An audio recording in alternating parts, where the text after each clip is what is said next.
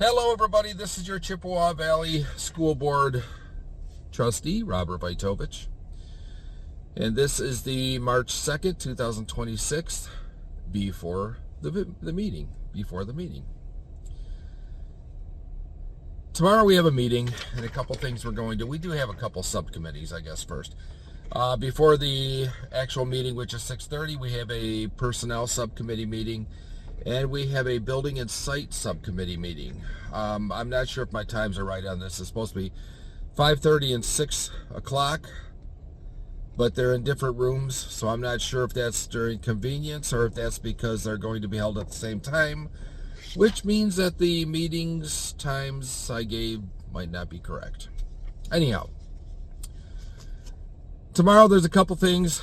I guess first of all, we will be voting on a few ELA programs, which I, for one, have still not been able to look at, have still not gotten anything to see what these programs consist of. In the past, constantly, all that I've been told is, well, we should just trust our administrators. Well, if I'm going to be voting on them, I need to see what they're about. We will be voting on the EV bus charging stations. I did a whole video on that. I'm not even going to go into it anymore. Everybody knows how I feel about these electric buses. All the facts, all the information. I, for one, have done my research, and I see the common sense that's involved. Go watch my video. Maybe I'll do even more videos in the future.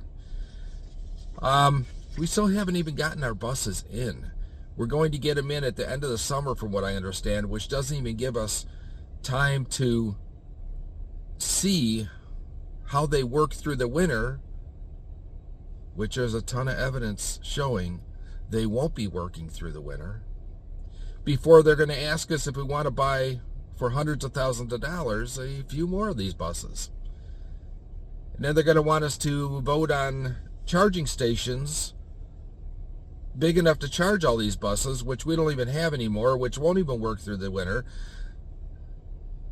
So where's the common sense behind this? I don't know. They're just pushing this EV stuff, and it doesn't work. Nobody wants them. That's my opinion. We will be voting on the tax collection. From the past years, I've made comments and everything else, and maybe I will do a whole video on it. Everybody knows how I feel on that one. And again, we're going to be voting on chillers and more bottle filling stations. I got to hear the justification for this one.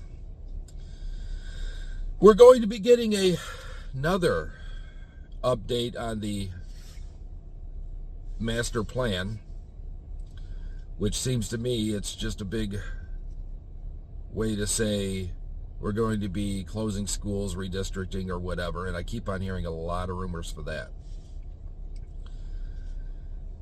We have an executive session.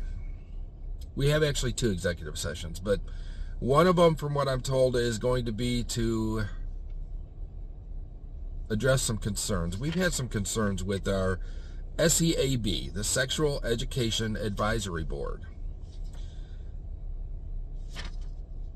Miss Radyko has done some information or some research on this, and she's come up with a lot of things that just don't make sense.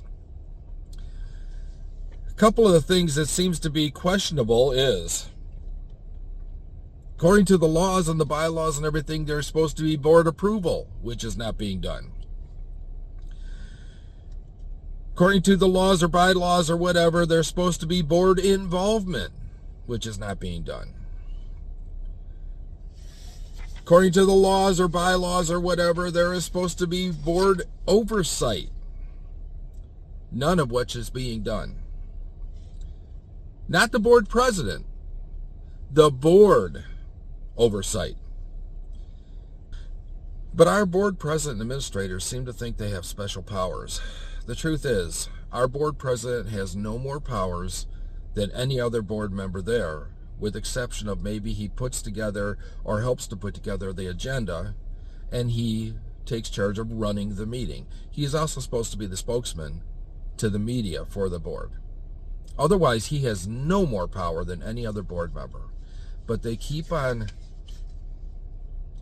on admitting to doing things he shouldn't be doing, making decisions on his own that he shouldn't be doing, even though he reprimands everybody else for doing it.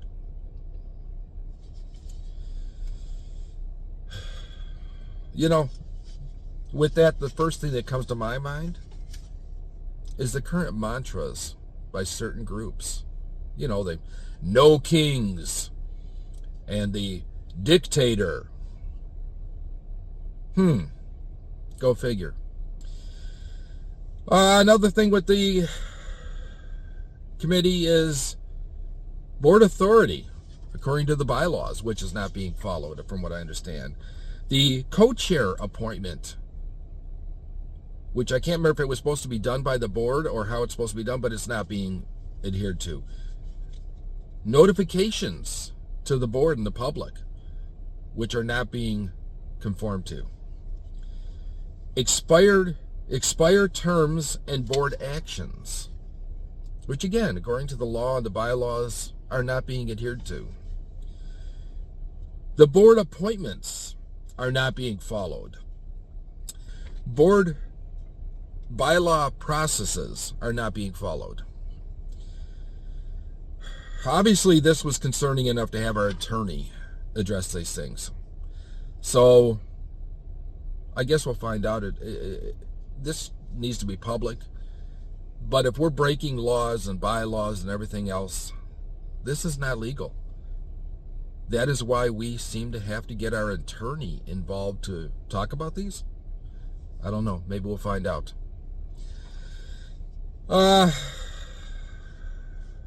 how many laws are broken.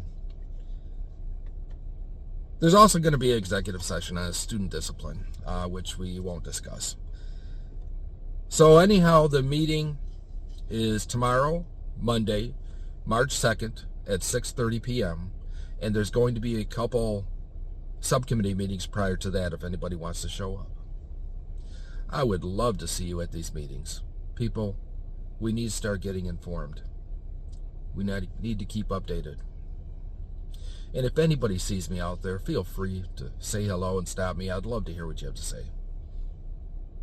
And just remember, a college degree does not make you intelligent. Have a great evening and hope to see you tomorrow.